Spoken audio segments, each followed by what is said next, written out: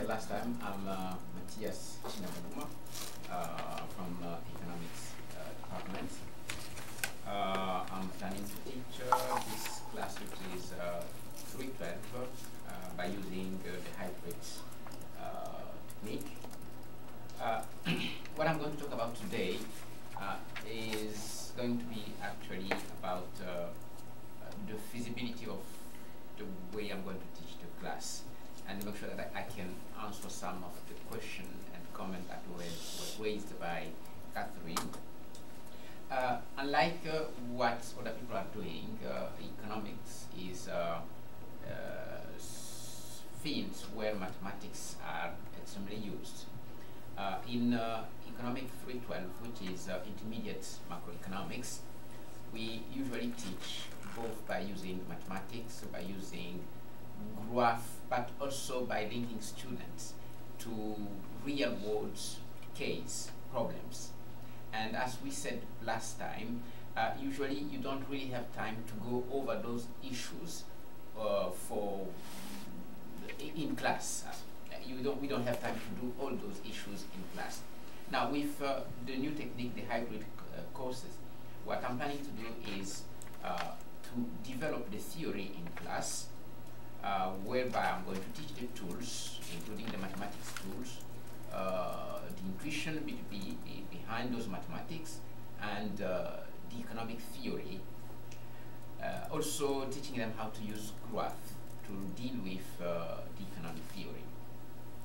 Later on, and all this need to be done at the same time, later on I will take them to get involved in doing practical exercise. This is exactly the way students, after taking the intermediate macroeconomics, can get ready to understand what is going on in the real world. As I said last time, we should expect the students completing the economic 312 to be able to understand economics at the level of what is going on into the society today, and be able to explain to other students or other people what is going on, what they should expect, and how they can actually behave. Then I want to go back to the theory. I'm going to go to the practical way of dealing with the class. As some people have said so far, when dealing with this type of teaching, we actually face two types of problems: the free riding and the efficiency. The free riding is making sure that some students are not just doing nothing in class and copying what other students are actually having other students work, and they get the benefit. That's one way. The efficiency is making sure that we can involve students, get them involved in what is going on. And how do I have those two objectives fulfilled by using the hybrid class? Is exactly, this is what I'm going to emphasize, is creating a set of incentives. Now I'm going to talk about the type of incentives that I will be using, and I would expect you guys to provide with some feedback in terms of how we can improve those incentives and to make sure that we can answer the issue of free riding and efficiency. In my incentives, I begin first by telling the students how I allocate the grades. There will be 2 exams. Each exam is going to count for 30%, and there are going to be 3 assignments. The assignments are going to count each one for 10%, or all of them are going to count for 30%. The assignments, I make 30% to make sure that this is really a huge weight, such that students are going to get involved. As I said, you only understand macroeconomics by doing it. You cannot understand macroeconomics by learning or memorizing the theory. You need to apply it. I will show you some of the case where I expect a student, or how I expect a student to answer a question. Look, for example, this one. In case of the problem number 1, that's assignment number 1, I ask a student, according to the ISLM model, what happened to the interest rates, income, consumption, and investment under the following circumstances. The central bank increased the money supply. This is what has been going on since actually the beginning of the year. Either the central bank was decreasing the interest rate, or sometimes they came up with the buyout, where actually they just go and increase the money supply. And we ask a student, what happened if the central bank increased the money supply, the government increased government spending, like spending in Iraq, or the government increased taxes, or the government increased government purchase and tax by equal amount. This actually puts students in a way such that they need to think about what they learn in class and have this applied to what is going on in real world. Beside this, asking this type of question with the hybrid courses, this allows me also to make students read some simple and easy article about economics, about what is going on. This is what I do. I assign an article for each assignment. For example, in this case, the first assignment, we have this article, and I give them the address on internet where they can get the article. But also, I do copy them the article, and they just go. This is a very simple article written by someone who is not economist. But at the end of this, I bring a set of questions to make sure that they read and they understand what is going on. Those are the type of problem sets that I will be allocating to them. Now, my set of incentives, of course, they are already included in the way I'm allocating the weight for exam and problem set, but also I tell them that the exam are going to look almost like the problem set, which means that if someone do the problem set, that's the problem set, there are two gains. You gain by doing the problem set, but also you gain by doing well on the exam. This, I hope, will push them to do the problem set by themselves and not just to go and copy from someone. But also, I make sure that inside the group, there is a monitoring going on. This is how what we call the peer review. In this case, actually, every student will be allocated 5 points, and I'm going to make sure that each group has about 4 people. I need a number 4 because then the grading, I can think of the grading as being more efficient. Because if I have only 3 students in a given group, then we have 2 students grading him, and there is less efficiency going on. But with 3 grading 1 student, if someone is trying to do whatever, this I can see by comparing the result or the grade of the 2 other students. Then those students are grading each other, and I'm taking the average of those grades to make the 5 point for peer review. And actually, I give opportunity for students to appeal about whatever grade they get. There is a 5 point also, 5% for interaction. The interaction are going to be based on some chapters that I will be presenting, but also on the problem set. Now, we have 2 types of grading of, that's going to go on. The first one is within the group. The second one is going to be within the whole class. The first one, you can only grade someone from your group. This is when it's about the homework. The second one, you are allowed to grade everyone in the class, because this is the interaction that we are going to actually bring through the blackboard. And again, in both cases, in the first group, in the first review, I don't grade. I just take whatever they give me, I make the average, and come up with 5 points, or something out of 5 points. In the second case, I do grade myself. That's the interaction. The interaction is about asking questions, is about responding to my question, is about also responding to other questions. But the whole class is interacting. And then I grade myself over 5 points, everyone, and I expect every student to grade everyone in the class. And I take the average with my put together with my 5 points and make an average for the 5 additional points. The last type of evaluation is going to be about myself. At the end of the class, and this I think that I learned from Catherine, at the end of the class, I will ask them also to evaluate me, telling me how we can do, we can improve things.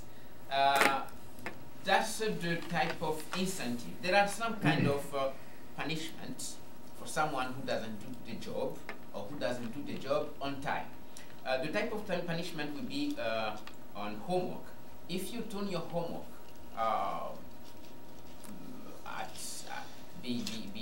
beyond the deadline, I don't grade the homework. Yes, please. Are you going to grade the graders? Grade the graders? That's a good point. I haven't thought about that. But what would keep everyone in the class from just giving everyone else 5 points? Yep.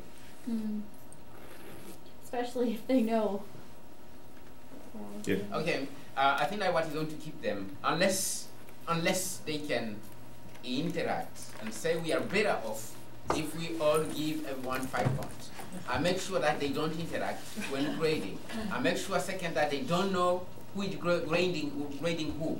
I am the only one knowing that number 1, or number 2, number 3 is related to that name. Then I'm going to make sure that they don't know who is doing what. Okay, I like that. I like that. But even if I don't know who I'm grading, who cares? If I just say, I'll give everybody 5 points and hope that everybody does the same for me, what's going to prevent that from happening? Nothing. If you say give everyone 5 points, I'm just thinking that it won't happen. It won't happen because I'm going to define the rule of the game when you grade, which means I'm going to ask everyone. So then you're going to take the time to review, applying the rubric that you've... Oh yeah, and I have actually in the syllabus. Okay, then I don't think that meets your efficiency rule. I wonder, are you using the term efficiency as an alternate or as in the term of a bias? Is that the word? Would it be more appropriate to call it a student's bias in terms of rating? Because I don't understand the efficiency. The efficiency is a ratio of output to input. The efficiency in case is making sure that each student is productive. Productive? Yes. Okay, but for them to be productive, you have to do more work, yes, which is to grade their grades of each other. I can definitely do that if it happens. Do you want to do that? My point is to making sure that at the end of the day they learn something and not just getting grade. I can do that if this is the only way to make them do the right job. But I think that the way I define the rule of the game in the syllabus about peer grading is going to prevent, because when you give a grade, I will ask you to explain. You know, I think you really need to run this by some students because and who are not in the class now, and who you can trust to give you a really honest assessment of, because everything you're focusing on here, which I like, is about incentives. Yes. Yes. And you've got to get it right. You've got to get it right that you know what the incentives will be to pull off the kind of learning environment I think you're wanting to create. Let me give you an example, because I know exactly where John's coming from, and I've had to deal with this. Unless you know, and everyone knows what the product is, there's absolutely no reason why they shouldn't just go in and buy. And you've got, and the point of all this, to make it easy on you, because if you have to go through, how many students you can have in class? Yes. How many? 20? Maybe 20, yes. 20 times how many assessments? Yeah. 3. Right, so 60 assessments you have to go through individually, and then they're going to do how many? They're going to be 3 assessments, and then how many students are they assessing each? Well, in the groups, at least 3, and then you open it up to the class. Yeah, so the way that I got around this is I had them interact online and then made them copy and paste out their interaction into a document, and then they assess themselves. Okay? And then I told them I was going to spot check them. And so for all of us in here, I did no such thing. It's foolproof. It's absolutely foolproof, because they know you're watching. It's time-stamped. So whatever the product is that they're grading, have them summarize and then grade. Okay. Okay. That way, if you can easily do that, that way everything's on the up and up. Everything. And they have to be honest with themselves. Furthermore, they have to be honest to their colleagues because what they're doing is now public to you. So it's psychology as much as it is economics. Yeah, I think that is creating the environment where you make sure that they are going to do the job. And this is actually to create the environment. And I still believe that unless they communicate, but if you ask them to grade each other they want, we have run some type of experiment like that, where actually you play the same game, and students will never, you won't find them, the worst that might happen is that students are going just to grade their peer in a way that is based on nothing, just giving some grade below. No one is going to give the maximum, now they might end up giving the minimum. But again, I will think about the environment, creating the environment, take account of all what you said, and come up with the right environment that can sustain those type of incentives. Yes, please. Why is it important for you to have peer grading? Yeah. Good question. Yeah. Good question. Because first it creates competition, because I want to do two peer grading. Okay. Second, they are the best to monitor each other. In the group assignments, I give a homework. How do I know who is doing the job and who is not? But competition for what? What's the limiting resource? You're competing for, so your first. No, the competition is going to be about grades, getting better grades. Well, for themselves. Yes, for them. then I would suggest the following, which I've been using for the last 3 years. I do similar projects. Teams are set up, teams of 4. Half the final grade is for the team cooperating and producing a final product, or multiple products as a matter of fact. And the other half are individual based upon my judgment of their performance. It has nothing to do with how much they participate, it has to do with the quality of the products. And I set out a set of guidance packages for each milestone that they have to achieve, which sets the minimum that they have to do. Now, if they want to do more, they get a higher grade. So in this case, 50% of the grade comes from working together, 50% of the grade comes from their own contributions to the effort of the team, which I have to recognize. Now, how do I know that? I tell them that they have to produce, the documents have an outline, and they have to give me something called an accession list. The accession list lists the contributions of everyone, and each of them have to agree when they post the accession list that it is correct.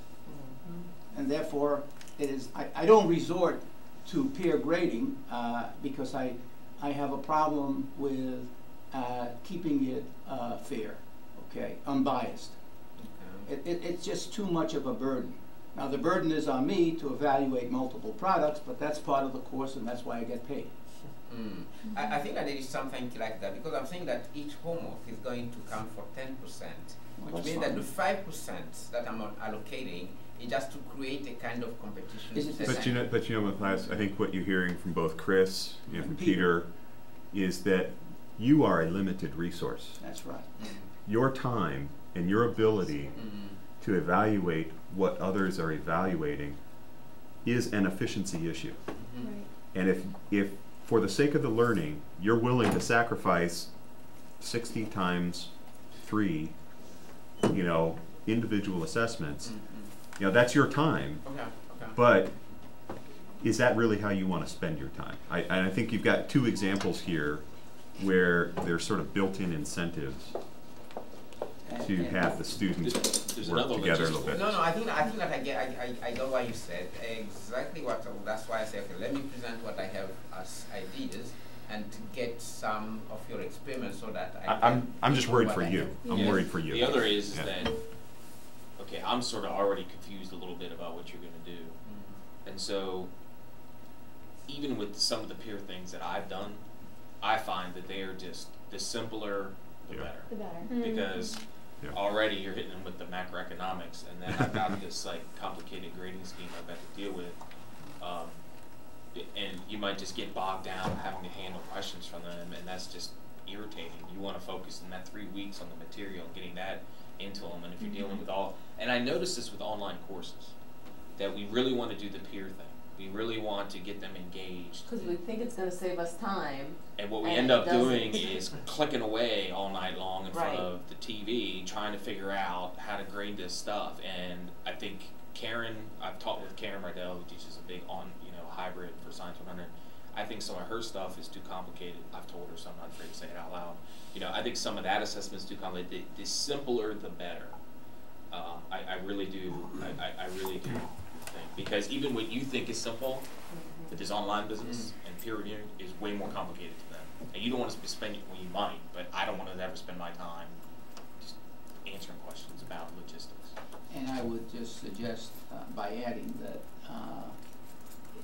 I don't think you really want competition among the students. Yeah. What you want them to be is self-supportive, so that the quality coming out of the group and the solution of the homework problems or the case study is the best that they can do. And you do that by encouraging them to work together. Then you have to find out what did they really learn, and that's what the tests are about. They're not, the tests aren't done in groups, they're done by individuals. Is that correct? Yes. There you have it. I thought that first question that you had, when, what happens to the investment and so on when the money supply increases, I think your question was great. But just the mechanics of how people are going to answer it and then be evaluated by each other, that's, I think, what we're saying right here. And let me give you one is there a way for you to give them that online and just, we want them to embellish sometimes with text. We want them to think and stuff. I mean, that was a fairly sizable assignment, so you have to go through and take a look at every single answer. Is there a way for you to have, like, on Blackboard, that question, and then for each one of those 3 or 4 components, up, down, stay the same, not change, and just think, think, think, think, think? Yeah.